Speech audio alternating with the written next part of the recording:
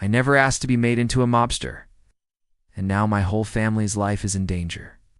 My dad was an honest man, a cop who'd never hurt a fly. But when he died protecting me from a drug dealer named Bruno, I was sent to live with my estranged grandparents in Little Italy.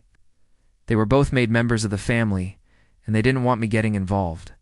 I tried to listen, but living in that neighborhood, going to those schools, it was hard not to get pulled in. The only friends I had were my cousin Anthony and my best friend Dominic. They warned me about the dangers of hanging out with certain people, but I just couldn't resist the charm of some of the popular kids at school. Then one day everything changed. This is the story of how the mob made me. It all started when I was 14 years old and living with my grandparents in Little Italy. My grandfather ran a popular restaurant in the area, and my grandmother was a respected caporegime in the family. Their position gave them a lot of power and influence over the other members, and they used it to keep me away from the dangerous activities of the mob. They didn't want me following in my father's footsteps and becoming a target. Despite their efforts, I still felt the pull of the mob lifestyle. I saw the respect and fear that other people had for my family, and I wanted to be a part of that. I began to hang out with some of the older boys in the neighborhood, and they took me under their wings. They taught me how to fight, how to talk to girls, and most importantly, how to make money.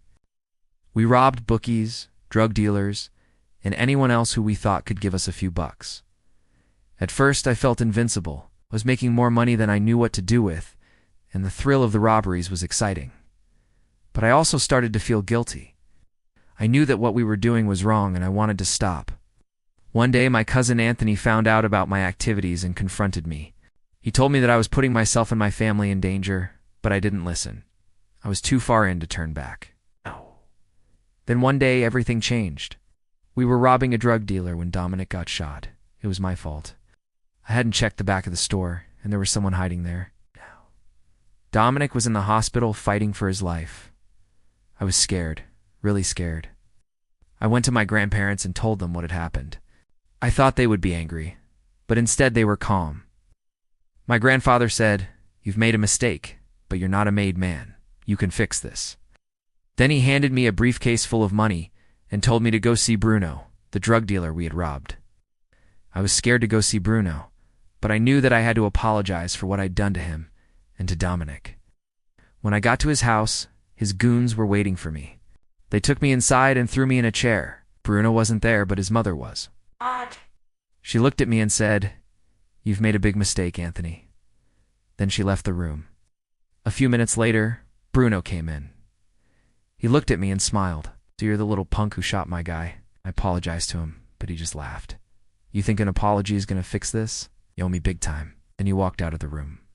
I knew that Bruno was right. An apology wasn't enough. I had to give him something more, something he couldn't refuse. So I reached into the briefcase, pulled out a stack of cash, and handed it to him. Bruno looked at the money and smiled. "That's a lot of money, Anthony. I like you." He took the money and then handed me a card. "Call me if you need anything." Then he walked out of the room. As soon as I got home, I went to see Dominic in the hospital. We're still in a coma, but I knew that he would make it. After Dominic was released from the hospital, he and Anthony confronted me. They both knew that I had gone to Bruno, but they didn't know what I had given him. "Why did you give him money?" Anthony asked me. "We don't do business with the people we rob."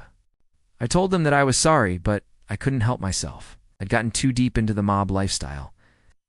Anthony and Dominic were disappointed in me, but they also knew that I wasn't a bad kid. I was just lost. They helped me to get a job at my grandfather's restaurant so I could make some honest money. I was grateful for their support, but I still felt the pull of the mob. One day I was working in the restaurant when a group of men came in. They were led by a man I knew. It was Frankie, one of the boys I had hung out with before I'd been caught stealing. He sat down at a table and ordered a cup of coffee. As I brought him his coffee, he looked at me and smiled. "So you work for your grandfather now?" "Yeah," I replied. "I'm trying to stay away from the mob life." "Oh, come on, Anthony," Frankie said. "You're a made man now. You can't escape it." He was right. No matter how hard I tried, I couldn't escape the mob life. It was in my blood. And I knew that sooner or later I would have to make a choice. Would I live an honest life, or would I follow in my father's footsteps and become a made man? I chose to become a made man. From that day forward, I became a loyal member of the mob. I followed orders, made money, and kept my mouth shut.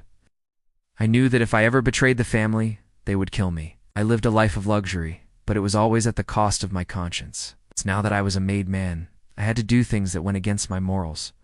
I had to lie, cheat, and steal. I also had to be willing to hurt people, even kill them. I knew that if I ever got caught, I would go to prison for a very long time. But I was willing to take the risk because I loved the thrill of the mob life. I was a made man. I was part of a family. I was powerful. I was feared.